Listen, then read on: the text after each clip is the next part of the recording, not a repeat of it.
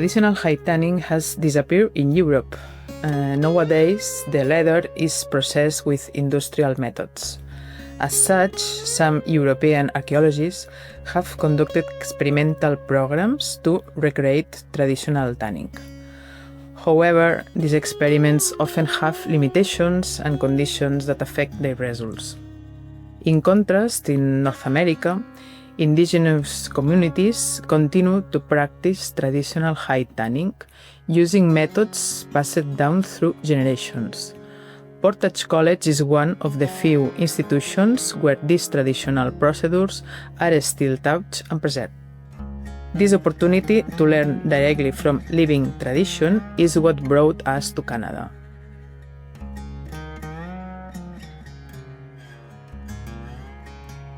Here in Canada, we have learned the full range of movements, steps, and tools involved in each stage of the traditional hide tanning process.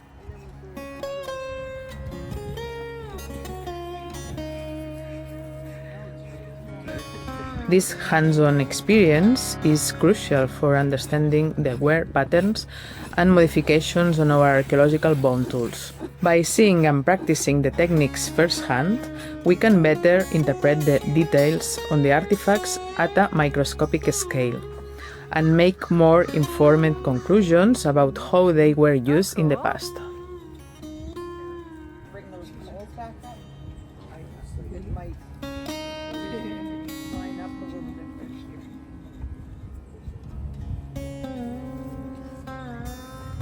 So it's interesting to see that these tools and stuff still continue today and it wasn't lost. And it's pretty interesting on knowing the age of some of the tools and stuff that they're finding, when it's you hear a lot of things where it's how we were given the name Indians because they thought they were thought they found India or went to India, and we're a new people, but we've been here for 400,000 years old. Last week we fleshed this side of the hide, and yesterday we start to work with the removal and the thinning of the hide. We are going to use our bone tools we made last week also. So we are going to work with our bone tools to remove the hair. And also we are going to analyze the wear that at a microscopic scale. So we suppose that we are going to found here marks similar to the archaeological to compare to the archaeological bones, but at this step, we are not 100% sure that this experiment works or not. But we are working with hypotheses, no? Yeah. So any hypothesis can be verified or not.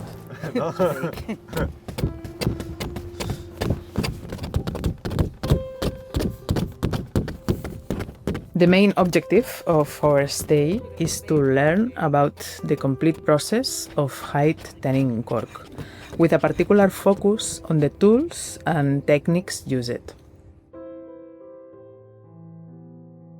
We aim to understand the specifics of using bone tools and to explore the time and materials required, as not all bones are useful for making tools.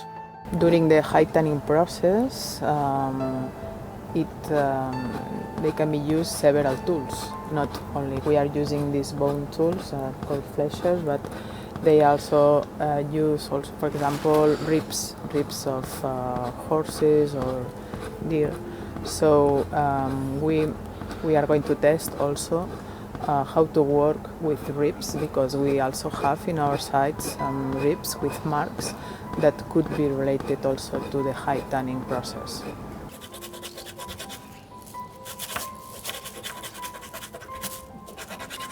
So the rib is used for scraping, or is it used for a different step? It's for fleshing on a beam. Oh. So if you had a beam, like a half a log, when you laid your hide on there, and then you'd just probably pull it like, you'd find that like which rib has the sharpest edge, and then you just like pull it down. And Ruby, do you use directly, or it's necessary to sharp? I think like because I've only been told about like the third rib of a horse. So if you look at some of the ribs, I looked at moose ribs and they're round up here. Yes. But this side they're sharp. Just the ends, no? It's more sharp. Yeah, it's sharper on one side with that. It's tapered off to a sharp edge. Then you would just pull like that with it. I think this could probably even be kind of like used like a knife, because this one it's different than that one. These are So probably use only the sharp parts. Yeah, of I think each. just the sharper edge of it. I can't remember, but more or less we are at the forest straight. So the texture, no, seems more like a paper, and needs 4 or 5 steps more to finish the process. But we have not time now. But at this step can be storage for next year. The most surprising part of this journey has been discovering that we live with more questions than answers.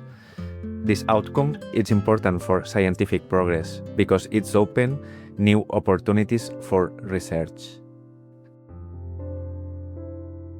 Prehistory has characterized by the absence of written documents, so our primary source of information comes from material remains found at archaeological sites. For a long time, archaeologists have observed living traditions to provide context for these artifacts. So, living traditions and experimental archaeology is an important tool for understanding past societies. By studying contemporary practice and comparing them with archaeological artifacts, we can obtain an important information into how past societies lived and adapted in the past.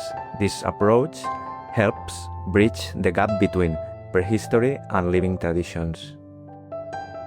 My advice to future archaeologists is to tell us all available tools or techniques when reconstructing the past. This means that they will use archaeological artifacts from excavations and also actualistic or traditional studies. The study of living traditions is very important because this type of information could tell us a lot about the use of archaeological tools and cultural practices.